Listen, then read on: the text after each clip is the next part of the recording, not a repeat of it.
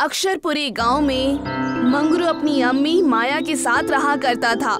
इस गांव में हड्डियों से जुड़ी दिक्कतें हर इंसान को थी, मानो ये खानदानी बद्दुआ हो। मंगरू अपनी 60 साल की अम्मी को व्हील चेयर पर बिठाकर बढ़ई के दुकान पर ले जा रहा था। क्या हाल चाल है मंगरू? आज अम्मी जी के साथ यहाँ कैसे आना हुआ? वो भैया, आपने ये जो व्हीलचेयर हमें दी है ना, ये कुछ ठीक नहीं है। अभी महीना भर भी नहीं हुआ इसे बना के और ये फिर खराब हो गई। अरे पूरा कस्बा भी तो यही इस्तेमाल कर रहा है। तुमने ये खरीदी थी 2 साल पहले, तो अब खराब तो होगी ना। बेटा बढ़ई, तुम्हारे अब्बू जो व्हील चेयर बनाते थे वो तो इतने मजबूत होते थे कि 2 खानदान इस्तेमाल कर ले। वो क्या है ना, वो अब्बू बनाते थे चाची। देखो भैया, नहीं लेना है तो बता दो, वरना जब पैसे आए तब आ जाना। चलो मंगरू, और परेशान करना ठीक नहीं। दोनों वहाँ सरपंच के घर की ओर निकल पड़ते हैं। आओ मंगरू। प्रणाम अम्मी जी, बताइए मैं आपकी क्या खिदमत कर सकता हूँ? अभी बढ़ई की दुकान से लौटे हैं, कोई मदद नहीं मिली। अगर हो सके तो कोई पुराना व्हील चेयर हो तो मुझे दे दो। आप फिक्र मत करिए, इस साल जो व्हील चेयर बांटेंगे ना, उसमें से एक आपको भी दे दूंगा। सरपंच जी, एक बात पूछूं? पूछो पूछो, क्या बात है? जब तक हम इस बीमारी को जड़ से ठीक नहीं करते तब तक आगे नहीं बढ़ सकते हैं। तुम्हारी बात तो ठीक है, लेकिन हम लोग इसके लिए कुछ कर नहीं सकते। तुम लोग सब जवान लोग हो, कोशिश करना कि तुम्हारे बुढ़ापे में इसका कोई ना कोई रास्ता ढूंढ लो। ठीक है सरपंच जी, चलो अब मैं चलता हूँ। मंगरू अपने घर की तरफ लौट जाता है। बढ़ई जो सिर्फ अपने फायदे के लिए खराब व्हील चेयर बना रहा था, उससे मंगरू बहुत ही उदास था। रात हो चुकी थी और माया के सोते ही मंगरू नदी किनारे टहलने चला जाता है। मंगरू नदी किनारे बैठकर पत्थर मार रहा था और खुद से बातें कर रहा था। पता नहीं क्या दिक्कत है इस कस्बे में, उम्र 50 तक पहुंची नहीं कि लोगों की हड्डियां कमजोर हो जाती हैं, और वो बढ़ई लोगों की जरूरत है तो चीजों को जानबूझ के ऐसे बनाता है कि जल्दी खराब हो जाए ताकि लोग उससे बार बार खरीदे। तभी नदी से एक महिला की चिल्लाने की आवाज आने लगी। बचाओ बचाओ बचाओ! अरे कौन है? क्या हुआ? चिल्लाते हुए वो आवाज बाहर आ जाती है और पता चलता है कि कोई घायल मगरमच्छ है जिसके पैरों में मछुआरों का कांटा घुसा है। अरे मेरी अम्मा, ये क्या है? मेरी मदद करो, मुझे बचा लो।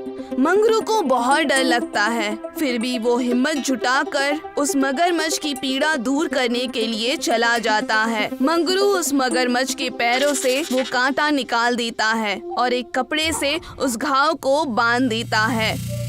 लो, अब ठीक होने में थोड़ा वक्त लगेगा।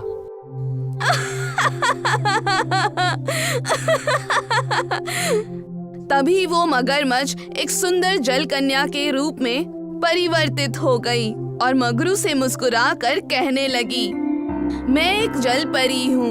मुझ पर एक बहुत ही बड़ा श्राप था। मैंने अपने रूप के अहंकार में ही एक ऋषि को बुरा भला कहा था और उनका अपमान किया था। तब से उन्होंने मुझे एक श्राप दिया था कि मेरा भयानक मगरमच्छ जैसा चेहरा हो जाएगा और कोई एक बहुत दयालु और नेक इंसान होगा जो कि इस रूप को देखकर भी मेरी मदद करेगा। अब मैं श्राप मुक्त हो पाऊंगी। साहस, धीरज, शील सब है तुम में। इन सब गुणों से खुश होकर मैं तुम्हें इच्छा मांगने का अवसर देती हूँ। मैं अपने लिए कुछ नहीं चाहता देवी, पर आप यदि चाहे तो इस कस्बे में जो बीमारी लगी है हड्डियों की, वो मिटा दे तो ठीक रहेगा। जैसी तुम्हारी मर्जी। ठीक है, तथास्तु। तुम्हारे घर के पास एक कुआं आ जाएगा। उस कुएं में दूध से बनी चीजें तुम अपनी इच्छा से निकाल सकते हो। पर उससे कस्बे की मदद कैसी होगी देवी? दूध हड्डियों के लिए पहले से ही फायदेमंद है, मगर ये ताकती दूध, चाहे इसे पियो या फिर इसके आसपास रहो तो सारी दिक्कतें जड़ से खत्म कर देगा। ध्यान रहे मगरू, ये तुम्हारे गुण देखकर मैंने दिया है। इसका इस्तेमाल सिर्फ तुम्हारी इच्छा से ही हो सकता है। अब मैं जाती हूँ, खुश रहो। मगरू बड़ी खुशी से अपने घर पहुंचा और पाया कि वहाँ पर एक कुआं है और उसमें सफेद दूध है। जय हो देवी की। अगले दिन मगरू पंचायत बुलाता है और सभी मगरू के घर के बाहर खड़े रहते हैं। वहाँ गांव के लोगों के साथ सरपंच, बढ़ई और सोमनाथ मिस्त्री भी मौजूद था। आप सभी का स्वागत है। मैंने आपको एक जरूरी काम से बुलाया है। सुनने में तो बहुत जरूरी लगता है, पर आखिर बात क्या है? जिस हिसाब से बता रहे थे उतनी ही जरूरी बात हो तो अच्छा होगा। अपना कीमती वक्त यहाँ जो दे रहा हूँ। हाँ भाई, बिल्कुल जरूरी है। ये जो कुआं दिख रहा है ना, एक जलपरी ने कस्बे की हालत देखकर ये दूध का कुआं दिया है। ये मेरे हिसाब से जो भी दूध के चीजें मैं इस कुएं से निकालूं, उसके इर्द गिर्द रहकर पूरे कस्बे की हड्डियां ठीक हो जाएंगी और ये पुश्ते वाली बीमारी गायब हो जाएंगी। मजाक है क्या? ये जरूरी बात थी जिसके लिए तुमने सबको बुलाया। मैं जानता हूँ कि ये वरदान और श्राप की बातें मानना मुश्किल है। आप लोग खुद उस कुएं के दूध से दूध को चख कर देख लीजिए।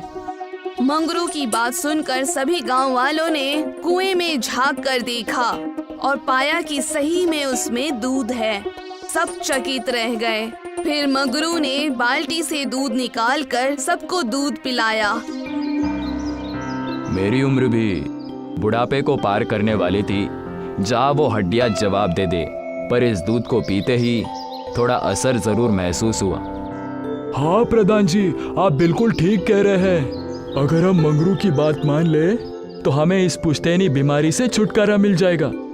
हाँ सोमनाथ, और मैंने इसीलिए तुम्हें बुलाया है। मैं चाहता हूँ कि हम सब मिलकर हर घर को इस दूध से बने हुए पनीर से बनाएं। मेरे हिसाब से ये पनीर के रूप में बाहर आएगा और भरा हुआ रहेगा। ठीक है मंगरू। सभी बड़े खुश थे और अगले ही दिन सब मिलकर घर में पनीर बनाने लगे। मानो गांव में एक खुशी की नई लहर आई हो। मानो गांव के लोगों में एकता का जन्म हुआ हो।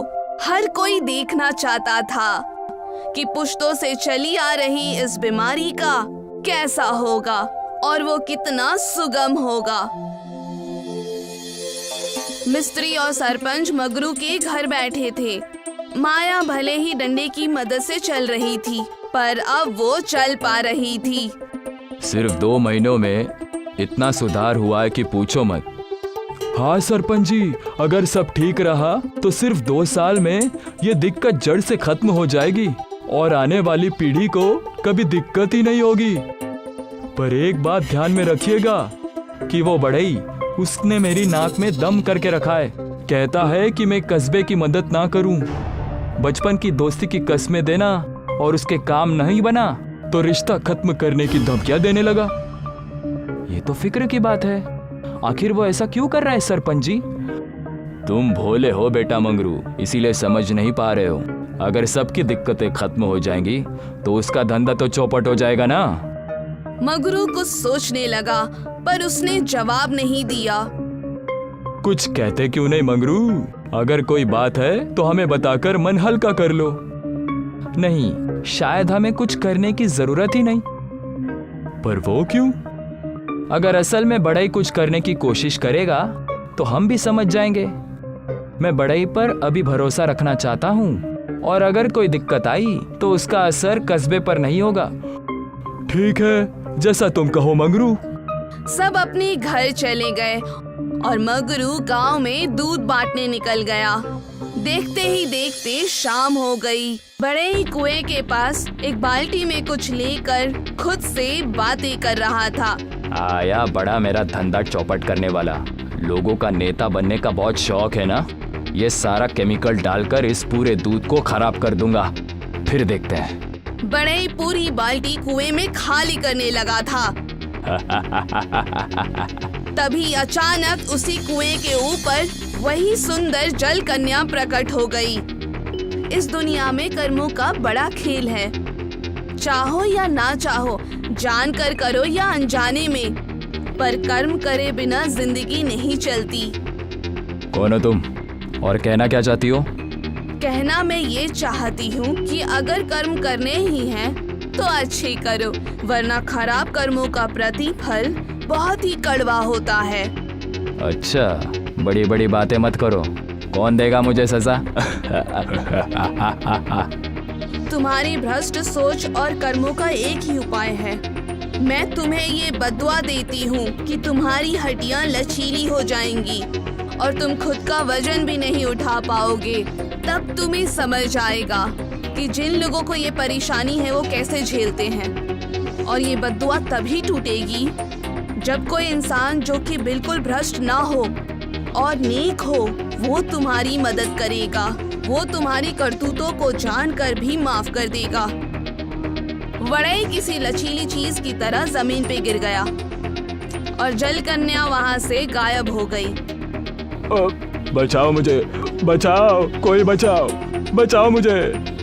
मंगरू तभी सोमनाथ के साथ वहां पहुंचा और देखा कि वड़ई किसी लचीली वस्तु की तरह जमीन पर गिरा हुआ है। अरे भाई बड़ई, ये क्या हुआ तुम्हें? भैया बचा लो, मुझे माफ कर दो, इस श्राप से मुक्त कराओ। पर तुमने ऐसा किया क्या है? वो वड़ई रोते रोते सारी बातें बताता है। सोमनाथ बड़े गुस्से में कहता है, लेकिन तुम्हारा काम माफ करने जैसे बिल्कुल नहीं है। माफ कर दो, माफ कर दो भाई, माफ कर दो।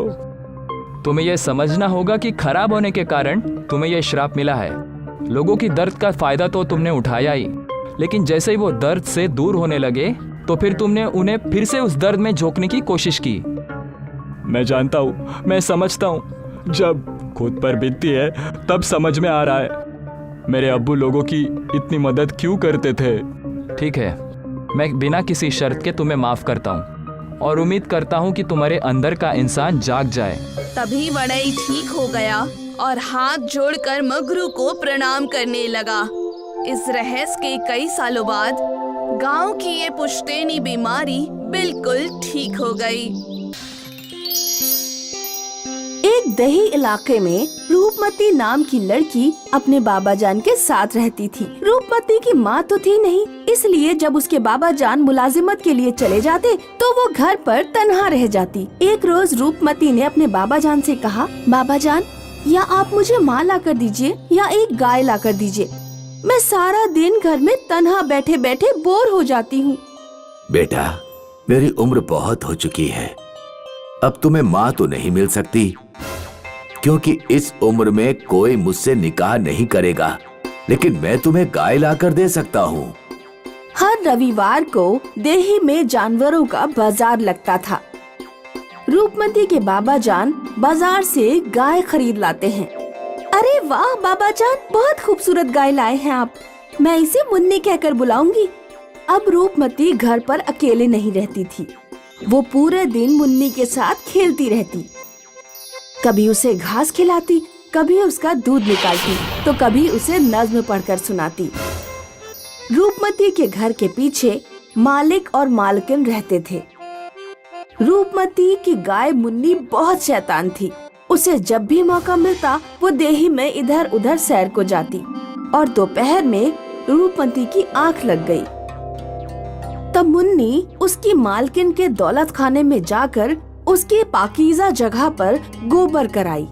मालकिन नींद से फारिग हुई तो उसे बहुत गुस्सा आया। उसने आओ देखा ना ताओ और मुन्नी की डंडे से पिटाई शुरू कर दी। जब मुन्नी के चिल्लाने की सदा रूपमती को सुनाई दी तो वो एकदम से उठ गई। रूपमती दौड़ती हुई मालकिन के दौलत खाने पहुंची। अरे अरे चाची रुक जाइए, चाची बेचारी मर जाएगी। ले जा इसे यहाँ से, अगर अगली बार इसने घर गंदा किया ना तो मैं इसे जिंदा नहीं छोड़ूंगी। रूपमती रोते हुए मुन्नी को घर ले आई। मुन्नी का एक सींग खम हो गया था, लगता है अब इसे खूंटे से बांधकर ही रखना चाहिए। रूपमती मुन्नी का इलाज करती है और एक खूंटा नज़ब करके मुन्नी को खूंटे से बांध देती है। हाँ, अब मैं सुकून से रह सकती हूँ क्योंकि अब ये कहीं नहीं भाग पाएगी। एक रोज रूपमती के घर डाकिया खत लेकर आया।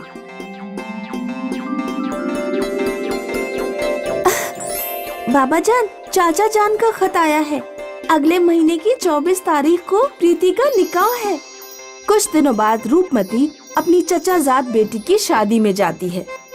देख मुन्नी, बस 2 दिन की बात है। ये चारा रखा है, नौश कर लेना, और ये पानी रखा है, सरे आप कर लेना। जब रूपमती और उसके बाबा जान चले गए तो मुन्नी ने खींच खींच कर अपना खूंटा उखाड़ दिया और देही में इधर उधर सैर करने लगी। उसने देखा कि मालिक और मालकिन सो रहे हैं। मुन्नी उनके घर पर घुसी और उनके मुंह पर पैखाना कर दिया। 2 दिन बाद जब रूपमती घर वापस आई तो उसने देखा कि खूंटा उखड़ा हुआ है। बाबा जान, मुन्नी कहाँ चली गई? दोनों मुन्नी को देही में तलाश करने लगे। अरे चचा जान, हमारी गाय देखी है क्या? बेटा, तुम्हारी गाय को सेठानी ने पीट पीट कर मार डाला। रूपमती और उसके बाबा जान की दिली अजियत होती है। वो मालिक मालकिन के दौलत खाने पहुँचे। ये मैं क्या सुन रहा हूँ सेठ जी? आपने हमारी गाय को पीट कर मार डाला? हाँ, खत्म कर दिया। उसने हमारे मुंह पे गोबर कर दिया था, इसीलिए खत्म कर दिया। ये आपने अच्छा नहीं किया सेठ। मैं देही शोहरा में शिकायत कहकर तुम्हें सजा दिलवाऊंगा। शिकायतों से कुछ नहीं होगा। इंसाफ ये है कि जानवर के बदले जानवर देना होगा। मैंने तुम्हारे लिए नई गाय खरीदी है, वो देखो। हमारी गाय ऐसी मरियल नहीं थी। ये ज़ईफ गाय पता नहीं कहां से उठा कर लाए हो। देखो, ज्यादा जुबान दराजी मत करो। गाय के बदले मैं तुम्हें गाय दे रहा हूँ, बस बात खत्म। मुझसे दुश्मनी लोगे तो ख्याल रखना, इकलौती दुख्तर है तुम्हारी। क्या करोगे तुम मेरा, बताना जरा। चल बेटा, ऐसे मगरूर लोगों के मुंह लगना फिजूल है। रूपमती और रूपमती के बाबा जान ज़ईफ गाय को ही घर ले आते हैं। बाबा जान, मुझे अपनी मुन्नी ही वापस चाहिए। बेटा, मुन्नी तो अब वापस नहीं आ सकती। हम इसी ज़ईफ गाय को नाजों से पाल लेंगे। रूपमती और उसके बाबा जान कमजोर गाय की खूब खातिरदारी करते हैं। उसकी हालत में कुछ बेहतरी होती है। एक रोज रूपमती गाय का दूध दूहने बैठी। पिताजी, जल्दी यहाँ आइए, गाय से दूध की जगह सोने का आग निकल रहा है। कुछ देर बाद सोना बाल्टी में जमकर सख्त सोना बन जाता है। मजा आ गया बेटा, ये तो सोना देने वाली गाय है। सोना देने वाली गाय की मदद से रूपमती जल्दी ही दौलतमंद हो जाती है।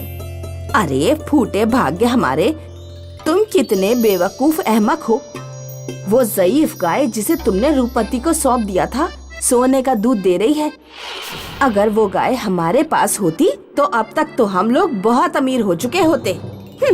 मालिक सोना देने वाली गाय को वापस लाने के बारे में सोचने लगा। उसने रविवार की बाजार से एक अच्छी तंदुरुस्त गाय खरीदी और उसे लेकर रूपमती के घर पहुंच गया। क्या हुआ मालिक, आप यहाँ क्यों आए हैं हमारे घर? अब्बू जान घर पर हैं बेटा? नहीं, मुलाजिमत के लिए गए हैं। मुझे अपनी ज़ईफ गाय वापस चाहिए। वो गाय मेरे माँ के बज़ाहिर है। तुम उसके एवज में तुम ये तंदुरुस्त और खूबसूरत गाय ले सकती हो।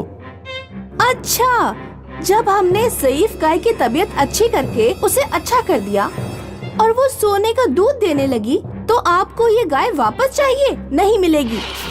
सोच लो, तुम्हारे अब्बा जान के अलावा तुम्हारा इस दुनिया में कोई नहीं है।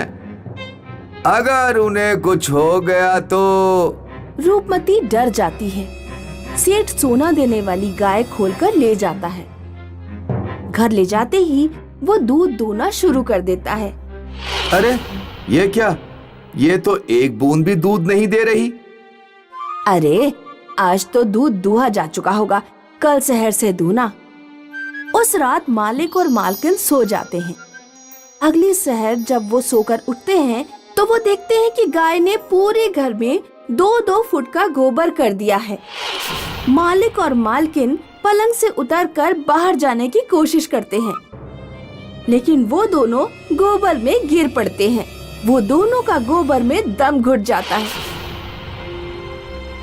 तभी तो कहते हैं जो दूसरों के साथ बुरा करता है उसका आखिरत भी बुरा ही होता है।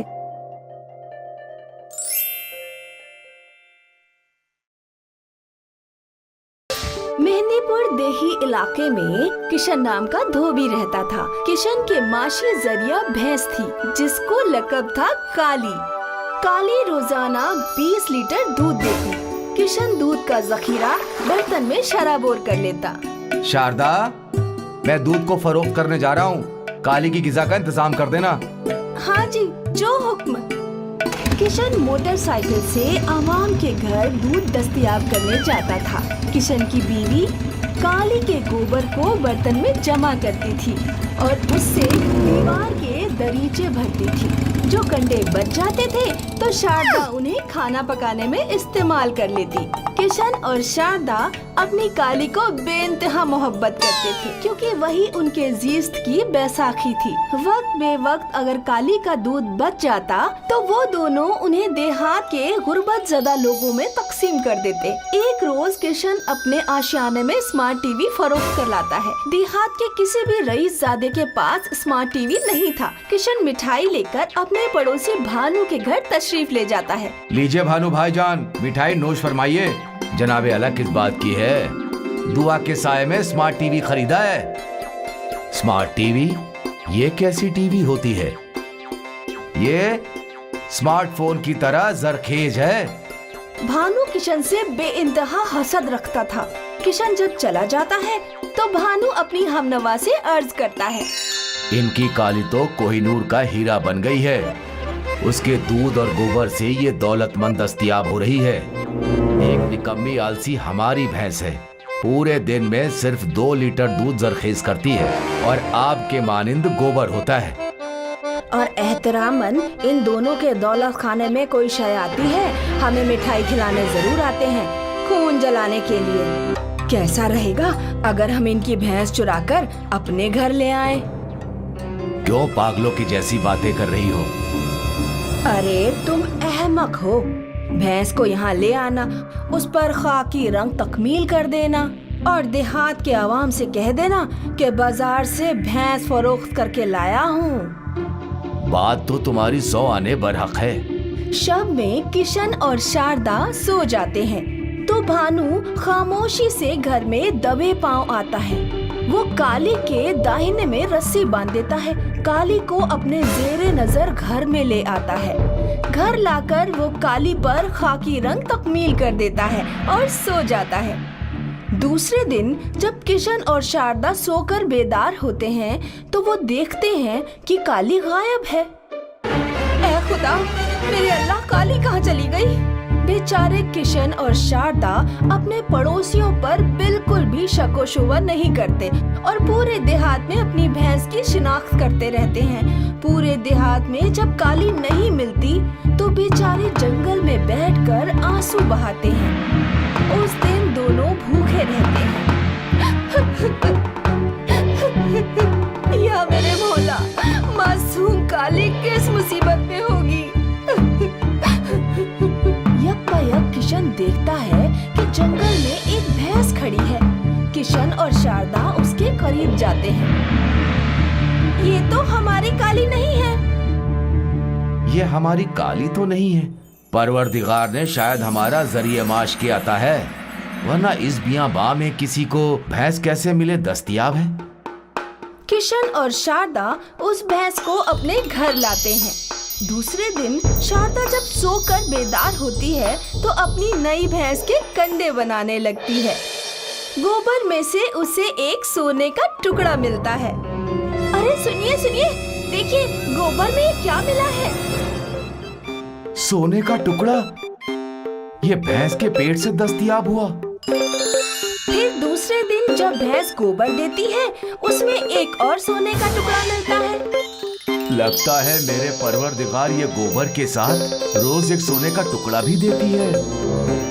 किशन और शारदा गोबर में सोने के टुकड़े मिलने से बहुत जल्द दौलत से लबरेज होते हैं। वो एक आलीशान महल बनवा लेते हैं और कार भी दस्तयाब कर लेते हैं। उधर जब भी भानु दूध दूहने के लिए बैठता तो काली उसे जोर से लात मारती भानु और उसकी बीवी काली की खूब डंडे से पिटाई करते और जबरन दूध दस्तयाब करते।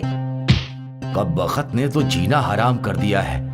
वहाँ बड़े प्यार से दूध देती थी और यहाँ देने में इसे मौत आ रही है। किशन का तो ताजमहल बन गया और उन लोगों ने कार भी खरीद ली। अल्लाह ही जाने कि उनके पास इतनी दौलत कहाँ से आ रही है। भानु शव में दबे पांव किशन के घर में आंख लगाता है और खामोशी से किशन और उसकी बीवी की बातें सुन लेता है।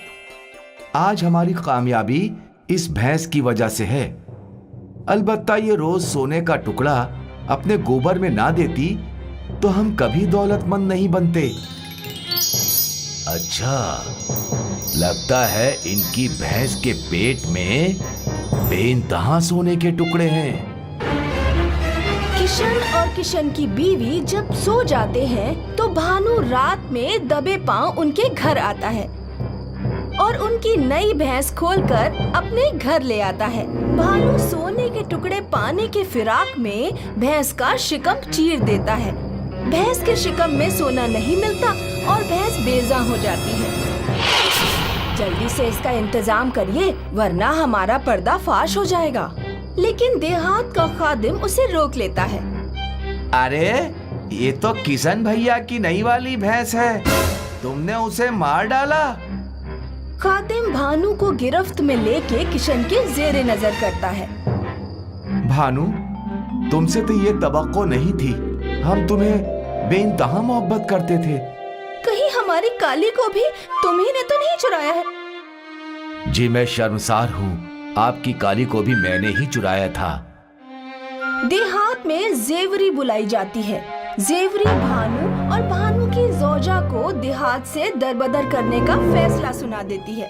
हर साल मई जून के महीने में पगलापुर देही इलाके में गजब की गर्मी दरपेश होती थी।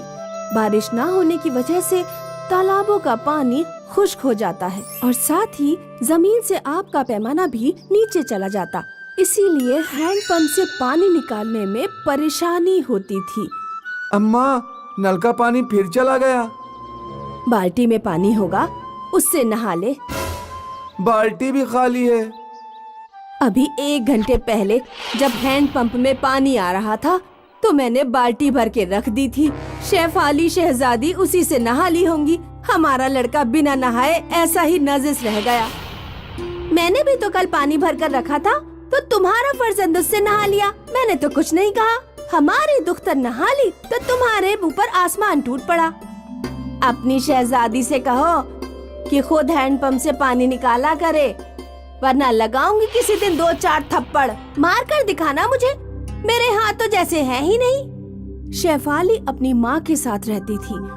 उसके वालिद दुनिया से गुजर चुके थे। शेफाली का उसकी चाची जान से अक्सर पानी के लिए झगड़ा होता था।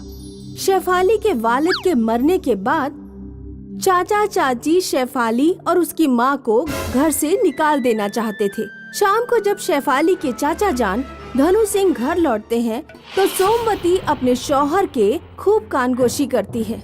आज तो आपकी भतीजी शेफाली मुझ पर हाथ उठाने के लिए खड़ी हो गई थी।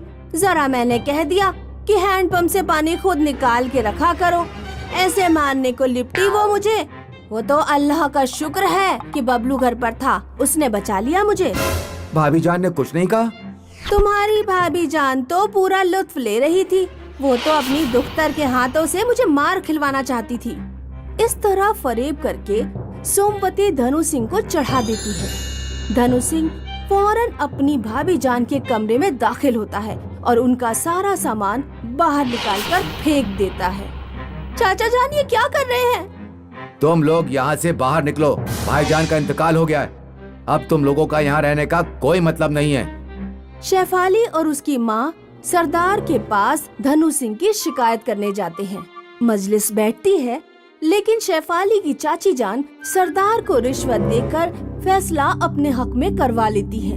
धनु सिंह, सोमवती और बबलू तीनों धक्के मारकर शेफाली और उसकी माँ को घर से बाहर निकाल देते हैं। अम्मी जान, अब हम लोग कहाँ जाएंगे? बेटा, नानी के घर चलते हैं। इस दही इलाके में धनु सिंह की वजह से हमें कोई सहारा नहीं देगा। भरी दोपहर में शेफाली की माँ चलते चलते धूप में गश खा के गिर जाती है। उठो माँ, तुम्हें क्या हो गया? शेफाली इधर उधर पानी की तलाश करती है, लेकिन उस वीरान बियाबा में उसे कुछ नहीं मिलता। वो दौड़ती हुई पानी की तलाश में दरख्तों के पास जाती है। वहाँ उसे एक हैंडपंप दस्तयाब होता है। हैंडपंप खराब था, उसमें हैंडल नहीं था। शेफाली फौरन एक मजबूत सी लकड़ी ढूंढकर हैंडल बनाती है और हैंडपंप में मुश्तमिल कर देती है।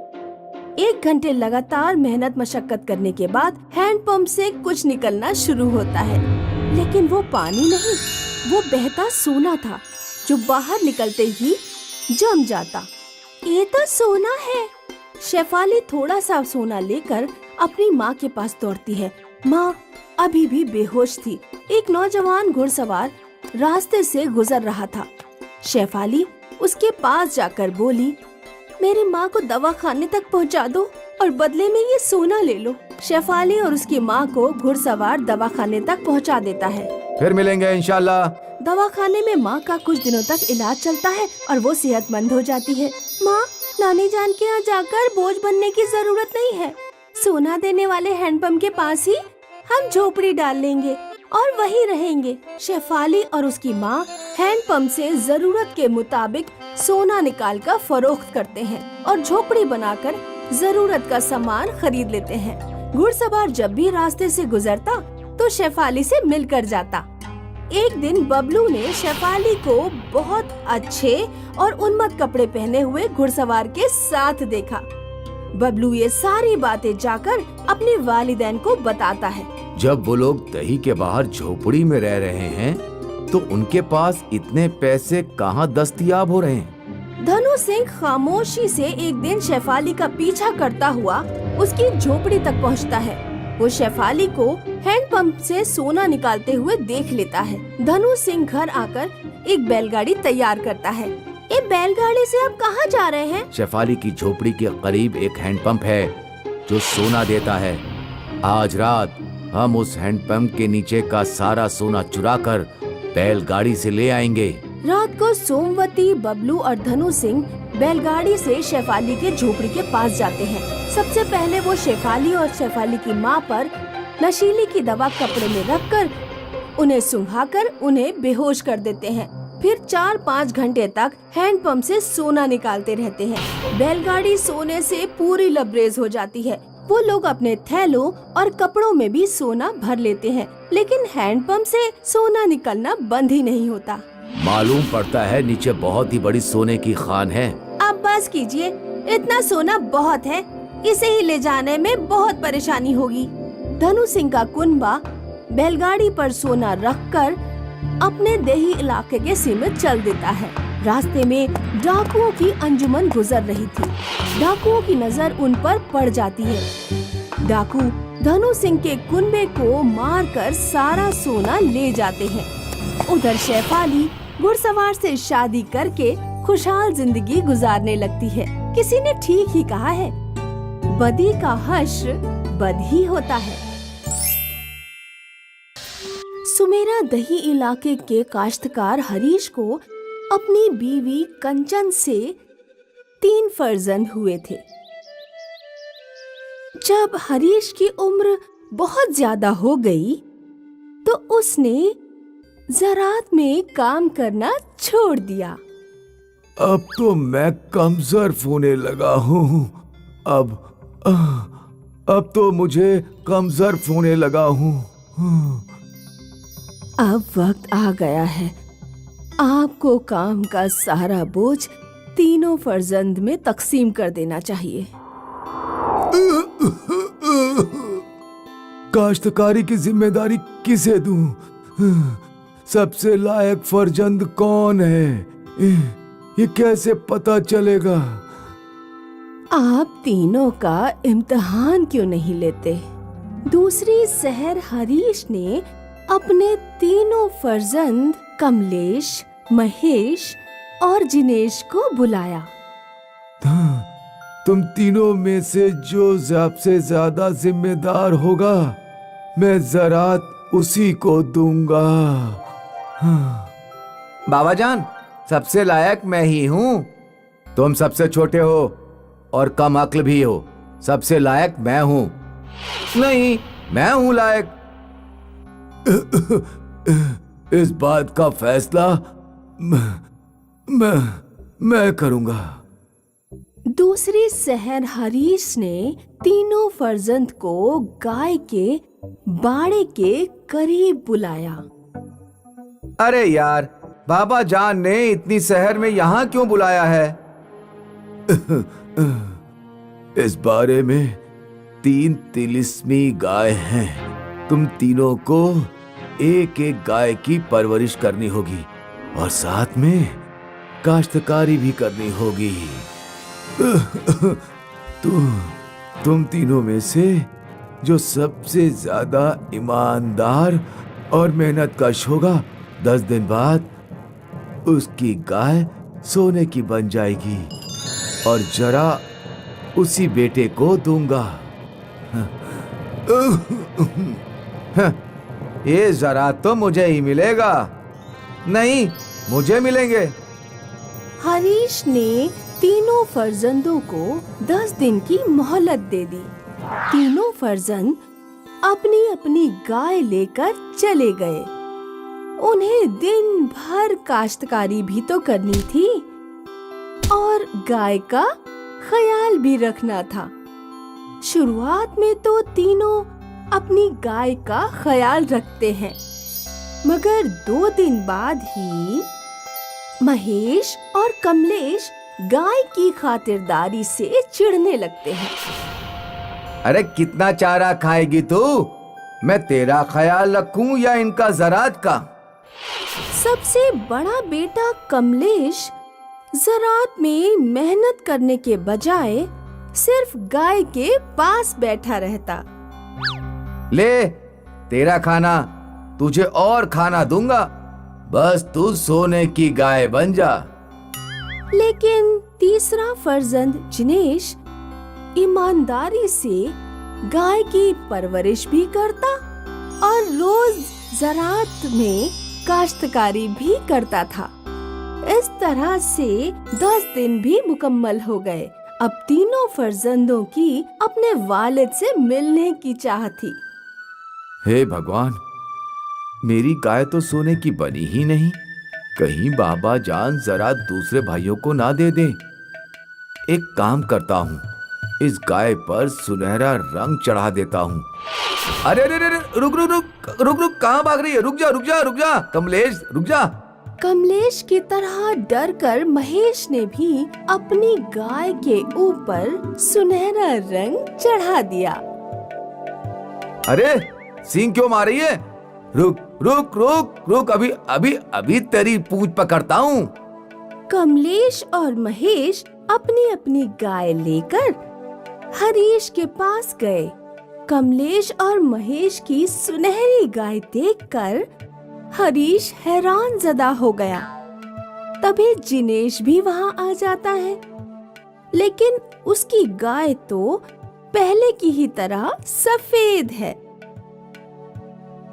मुझे माफ कर दीजिए बाबा जान, मैं आपके हुक्म के मुताबिक आपके फैसले पर सच्चा साबित नहीं हुआ। ये कुछ पैसे हैं जो मैंने गाय का दूध फरोख्त करके कमाए हैं। आप ज़रात को बड़े भाइयों में तकसीम कर दीजिए। हरीश को अब अपना फैसला करना था। बहुत तफद्दुक करने के बाद उसने फैसला किया।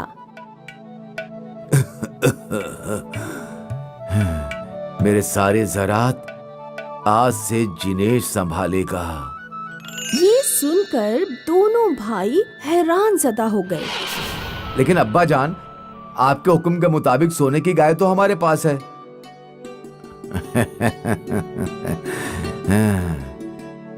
ये कोई तिलिस्मी गाय नहीं है और ना ही एक सोने की बन सकती है। ये तो मैंने सिर्फ तुम्हारे इम्तिहान लेने के लिए कहा था।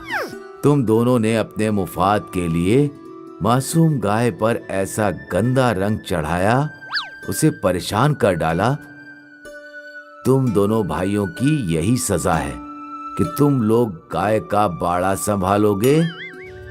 इस अफसाने से हमें ये इल्म हासिल होता है कि जो इंसान फल की चाह ना किए बगैर ईमानदारी से अपना काम करता है, कामयाबी उसी के कदम चूमती है।